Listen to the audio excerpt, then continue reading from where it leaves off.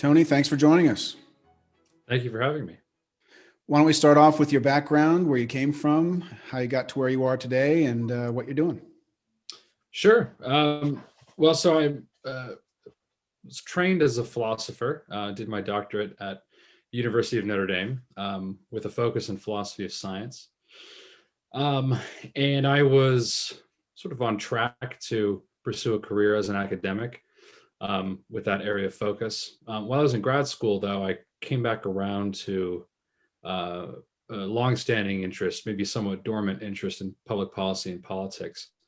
I grew up in Washington, political household, and sort of always thought I would study political science, political philosophy. I also studied music, so that's a whole other story. My interests became sort of increasingly theoretical while I was in school, and I wound up doing graduate work in philosophy with a kind of historical focus on philosophy of science. And that interest sort of reemerged through the course of my work. And what I found was that my background interest in the history and philosophy of science was very valuable as a lens on a lot of issues that were of public concern in policy and politics, culture. And so I started writing about doing research and writing more for a popular or policy-oriented audience while I was in grad school. I did a few stints at some think tanks and wound up moving back to DC full-time to work for the New Atlantis, which is a quarterly journal that focuses on the role of science and technology in society. Where I still write for the New Atlantis fairly regularly. Sort of since then, I've spent my career in Washington kind of between think tanks and publications with a policy orientation, and have researched and written about especially the place of science in society, in democracy, its relationship to governance, to religion, a lot of different factors. And I eventually found my way to the R Street Institute, which is a public policy think tank in DC, a relatively new and small think tank, where I had the opportunity to launch and direct a science policy program. And the focus of that program was twofold. Interested especially in broadly the relationship between science and government, and the way I kind of describe it as the two-directional relationship there. So science's role in governing institutions, and the government's role in science. What kinds of policies should we have to stimulate scientific research and innovation? One of the primary focuses within the issue of science's role in government was specifically the role of scientific expertise in Congress and the related issues to that. So Congress's role vis-a-vis the executive branch, where obviously a lot of scientific and technological expertise is housed. And so I launched that program and was doing that until I moved over to the American Enterprise Institute at the beginning of this year. So that's where I hang my hat now. I'm a resident scholar there. I'm also a senior fellow at the Pepperdine University School of Public Policy. And my work focuses on a lot of what I was just describing. So looking at the sort of two-directional relationship between science and government. So I could maybe stop there. Well, it's interesting you come at this from a philosophy of science background. Maybe you're the only person in Washington with that experience. I don't know if you've come across others with such a similar training. I think it is pretty rare. What you do find in Washington are people with political philosophy backgrounds, obviously, and political science backgrounds. And I've always been very interested in those things. And a lot of my work kind of straddles, sort of on the scholarly side, straddles the line between philosophy of science and political philosophy. But yeah, I think you're right. There tends to not be a lot of philosophers of science working in policy in Washington. And I think it's related to a kind of broader culture, the sort of two cultures idea, right? I think there's philosophers of science are not the same thing as technologists working in Silicon Valley, but I do think that there is a kind of, cultural disconnect between Washington and people who work in and around science and technology. And the experts you do find tend to be coming out of maybe practicing field in science or in engineering, have become interested in policy through working on the Hill or something like that. My work tends to focus, sort of drawing on my background, tends to focus on sort of second order questions. What is the role of science in the government? Not simply, how do we improve this area of decision making about this technical policy issue, but what do we mean by scientific expertise, and where does it fit? What are the tensions between scientific expertise and democracy?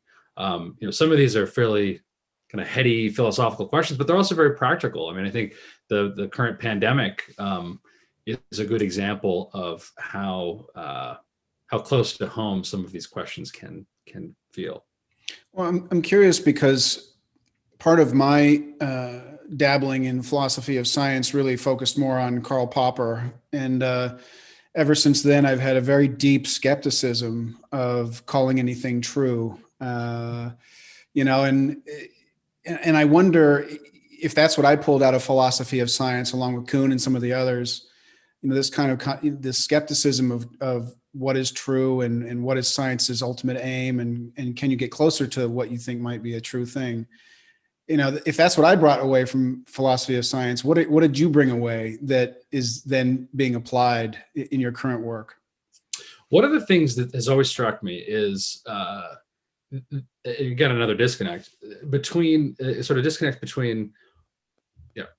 I don't want to say the prevailing view. I mean, in philosophy, there's no prevailing view. I mean, everybody disagrees about everything, but certainly the approach to science, scientific knowledge, what we can understand about how scientific knowledge develops and grows, the nature of scientific claims. And you mentioned Popper and Kuhn. There is a very deep and rich body of scholarship on these questions. And it's surprising how little of the lessons and sort of truisms from that body of scholarship translate into the policy realm.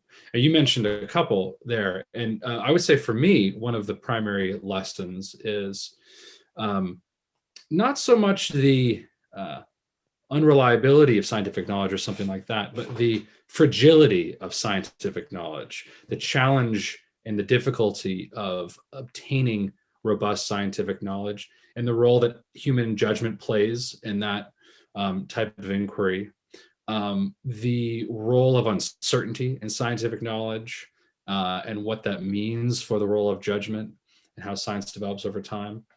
I think in the kind of popular media inside the Beltway, there is a sort of folk view about science as you mentioned, sort of readily arriving at truth, capital T, once and for all.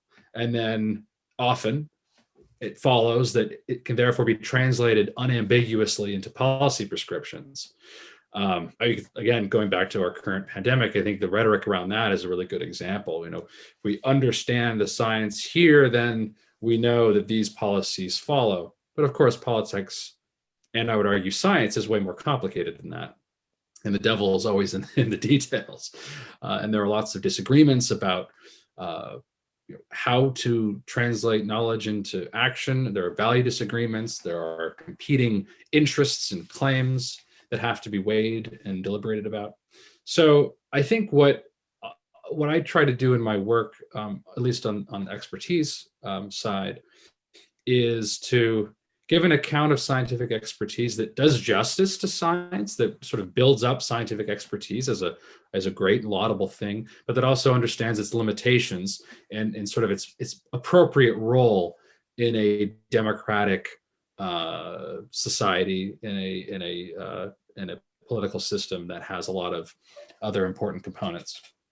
So I know that you've tried to apply this concept of scientific expertise or expertise more broadly to Congress, right? And trying to understand how Congress can access expertise or has expertise and how that might change over time. Can you talk about your work in that area and what questions have you been asking and what answers have you found?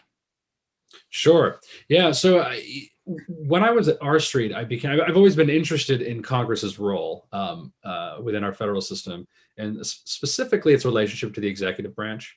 And as we were talking about briefly earlier, the executive branch tends to be where scientific expertise is housed. You think about all the executive agencies whose purview is, science or technological issues. The EPA, the FDA, the CDC, go on and on. And I've always been interested in that relationship. And when I was at R Street, I was doing a lot of work on Congress's on the issue of congressional capacity. So the Congress's access to the kinds of expertise or other resources it needs to discharge its constitutional duties. For example, to make laws, pass laws, to sort of reclaim its legislative power, to conduct oversight over executive branch agencies. So we were engaged in a lot of there's a sort of a lively debate going on in Washington about how to improve broadly, how to strengthen Congress. I'll be very well aware of that. But specifically about how to do this in the realm of science and technology. And so there was for a long time, from 1972 until 1995, an Office of Technology Assessment in Congress that operated from 74 until 95. And it was shuttered in the mid 90s by congressional Republicans as part of an effort to shrink government. And the idea was, this was part of the Newt Gingrich revolution, the contract with America. Part of the idea was, if we're going to shrink the federal government, where better to start than right at home in Congress? Plus, the Office of Technology Assessment, the OTA, was a very small entity relative to the overall federal budget. It had been accused of political bias by Republicans before. It was an easy target, and so it was shuttered. It was defunded. The legislation that created it remains on the books, the Technology Assessment Act. So it exists by statute, but not in reality. And since then, there has been kind of a movement, countercultural movement, if you want, in DC to kind of bring the OTA back. Some of OTA's functions were moved over to the Government Accountability Office in the early 2000s on a small scale. And there's kind of growing momentum to either reestablish the OTA or to reimagine it or to expand other congressional agencies to take on the duties that OTA once had. And we were very involved in these debates when I was at R Street, my colleagues and I. And my interest in this is really that I think it's an important issue, right? It gets to the broader issue of congressional, improving Congress as an institution, the separation of powers type dynamics we were talking about. But it's also kind of a microcosm of the broader issue of science and democracy.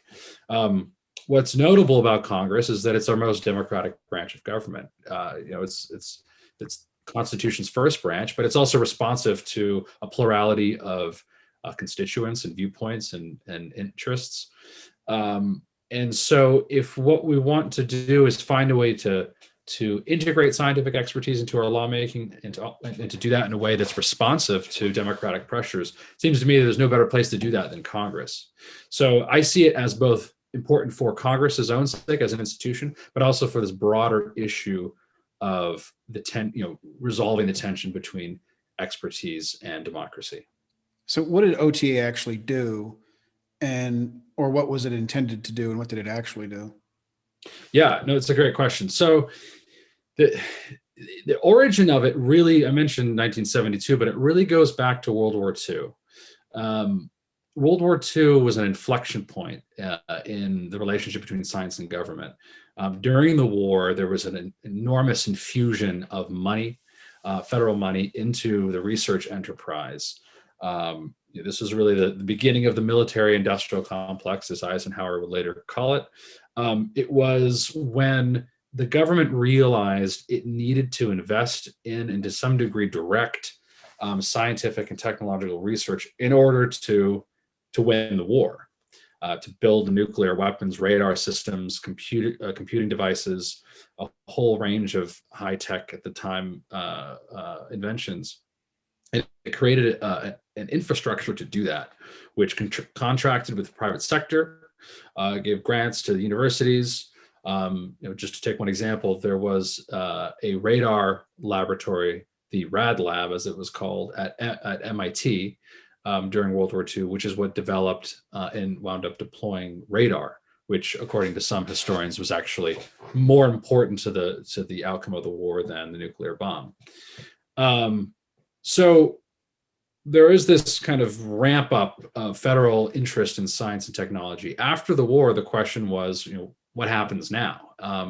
And there was a growing consensus that this was a very successful partnership, the government and science partnership, and that to spur economic growth after the war, the federal government should continue to invest in science and technology. Vannevar Bush, who was FDR's science advisor and the man in charge of that wartime research apparatus, made this case famously in a report from 1945 called Science, the Endless Frontier, where he called for the creation of what became NSF, National Science Foundation, but did a lot of other things and just made the kind of now familiar case that the government needs to be investing and funding scientific research in order to stimulate technological innovation. So that sort of set the framework for the post-war period. And what wound up happening was, the government became very involved in science technology, but Congress wasn't really a part of this, other than to cut checks.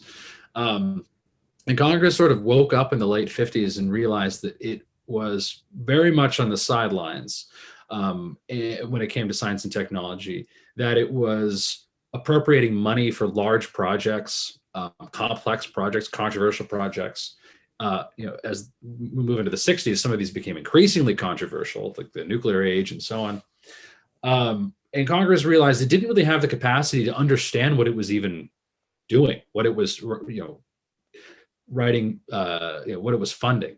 And so there was an effort to, kind of a fairly long, deliberative process to think about what Congress could do. This was part of a broader effort by Congress to reassert itself vis-a-vis the executive. And by the early 70s, this had really gained momentum. And there were a lot of legislative reform efforts, including in 1972, the creation of the Office of Technology Assessment. So the idea here was really, I would say, threefold. One was Congress felt as though it needed to evaluate these complex science and technology issues. Should we, fund an ballistic missile program? Should we be, what should we be doing in the complicated realm of nuclear energy and weapons development? There were environmental concerns, a whole host of technical issues. And Congress felt as though to get the information needed to deliberate about these questions, it was completely dependent on the executive branch. And the executive branch was often precisely what it was evaluating, and it is designed to be conducting oversight over. And so there's a kind of institutional problem there. And so Congress felt like it needed independent expertise. And the idea was that OTA could supply independent expertise to make Congress less dependent on the executive. I'd say another goal was a response to popular concerns about the development of science and technology. Frankly, this is kind of the beginning of the modern environmental age movement. There were kind of mounting worries about the effects of technology. We're in the era when the Environmental Protection Agency was created. So there's a kind of popular concern about what's the government doing about science and technology? Is the military dominating technology too much? And Congress was sensitive to those to some degree. And I would say the third was really wanting to reassert itself, which I mentioned before. So Congress really trying to conduct oversight of what the agencies were doing. So using this independent expertise to conduct oversight. And so that was the kind of the rationale behind the creation of the Office of Technology Assessment. It was created in 72. By 74, it was up and running. The idea was to have an agency that was responsive to both the House and the Senate, to both parties.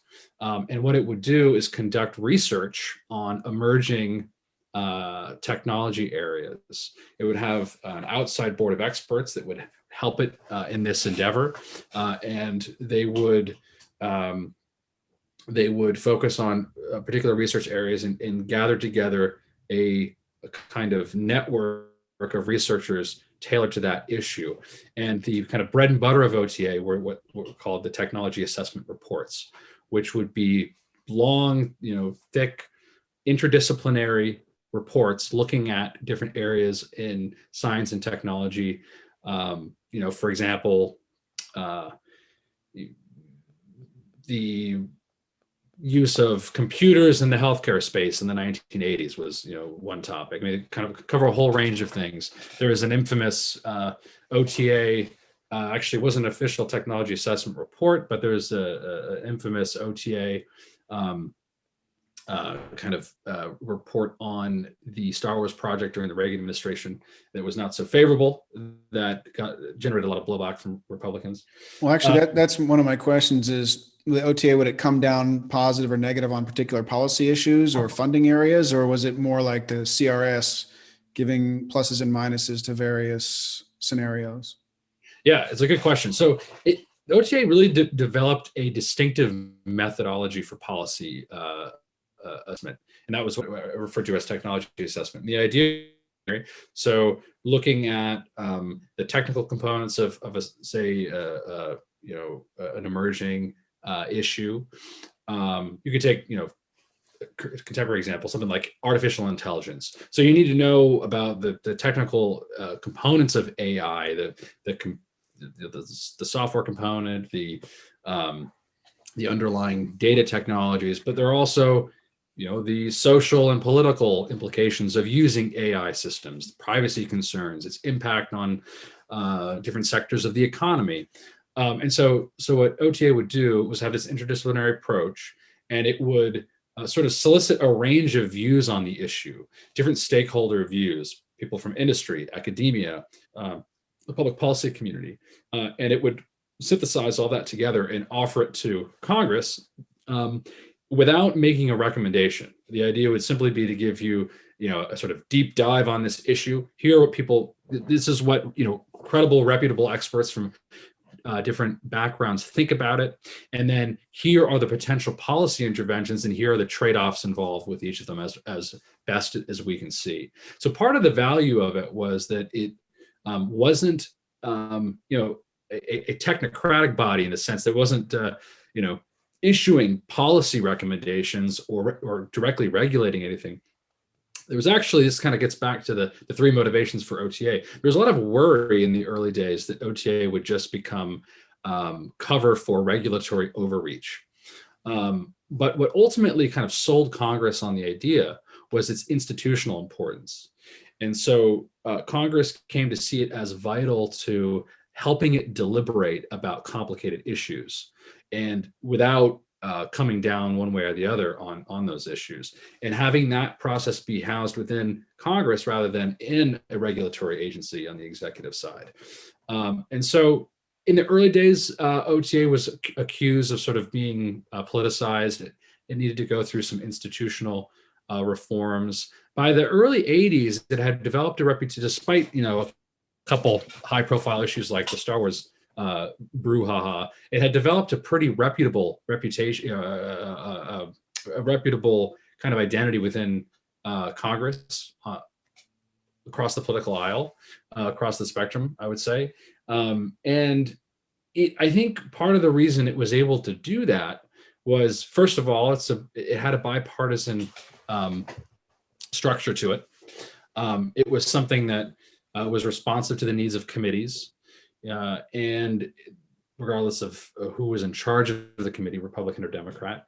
And I think because of this broad institutional demand that it had, it had to retain, it had to have credibility, or it wasn't able to function.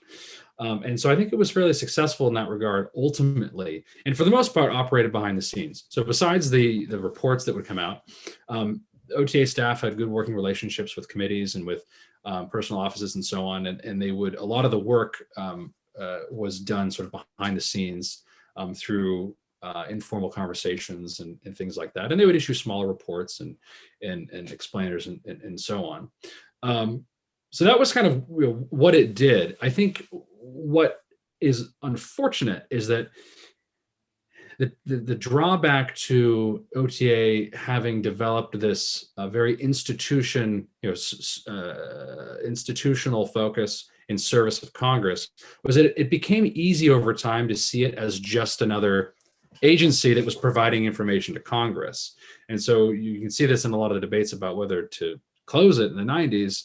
The idea was, well, we have the Congressional Research Service, so why do we need an OTA?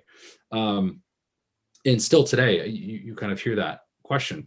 And I think what that question misses is what the distinctive nature of the kind of policy analysis that OTA provided. And it's something that I think Congress would greatly benefit from today. And so I'm curious about the structure of the OTA compared to, say, embedding experts in each committee or embedding, technology experts at CRS. Or commissioning some third-party agency on a fee basis to do this. Why that structure versus another? And have you thought about the costs and benefits of different types of arrangements of expertise in Congress? Yeah, I mean, I think the question about the structure is important. And, one of the things, I think I started to say this earlier, a lot of the momentum to revive OTA or to build something like it today coming from people that are former OTAers, the people that worked there. I think they have a lot of kind of to some degree very justified nostalgia for that particular institution and the way it operated, and would like to see it reestablished. And I think that these individuals have a lot of knowledge and experience that's very valuable for thinking about these questions. But I myself am less, wedded to a particular institutional structure or arrangement. I think, it's probably not realistic to think that we can just revive OTA as it was. That may not be, one of the challenges with the way OTA operated was, first of all, a lot of people in Congress even didn't know it existed. I mean, it served primarily the committees. And this was a moment in Congress's history when the committees were much stronger. And that's not as true today. And so one argument that you will often hear is that whatever kind of OTA or similar body exists should be responsive to rank and file members, should be more of a service agency for the entirety of Congress rather than particular committees. And I think there's a lot of wisdom in that. Another point of view is that it's unrealistic and probably not desirable to have a very large in-house staff for something like an OTA today, and that there will be value in a congressional entity that could act as a kind of hub for a broader range of experts outside of Congress and outside of Washington. I think we certainly have the technology to do that nowadays. So I think that's a very reasonable point of view as well. The one thing I would say, though, is that I think going back to this issue of OTA as an information service, I think the danger is